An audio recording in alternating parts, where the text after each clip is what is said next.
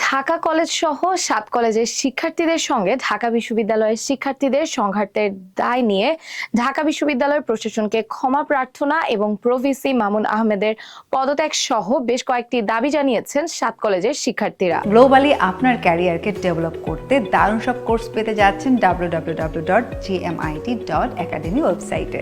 IT career ভিত্তিক দক্ষতা বৃদ্ধির জন্য GMIT নিয়ে এলো 50টিরও অধিক কোর্স, যা আপনার ক্যারিয়ারকে এক অনন্য উচ্চতা নিয়ে যাবে।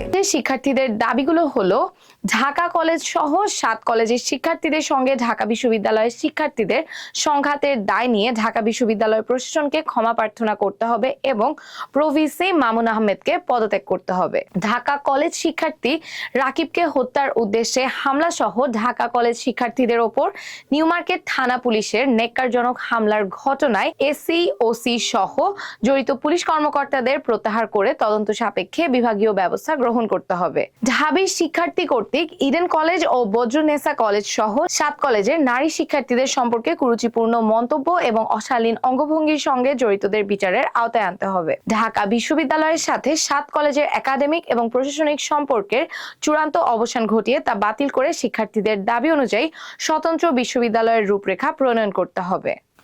উদ্ভূত পরিস্থিতি সমাধানের জন্য প্রধান উপদেষ্টা, শিক্ষার্থী উপদেষ্টা নাহিদ ইসলাম, ইউজিসি সদস্য এবং ঢাবি ভিসির সমন্বয়ে 7 কলেজ শিক্ষার্থীদের প্রতিনিধি টিমের সাথে তাৎক্ষণিক উচ্চ পর্যায়ের মিটিং এর মাধ্যমে এই ঘটনার সমাধান করতে হবে। ঢাকা বিশ্ববিদ্যালয় সংশ্লিষ্ট এরিয়ায় সিটি কর্পোরেশনের রাস্তা জনসাধারণের জন্য উন্মুক্ত করে দিতে হবে।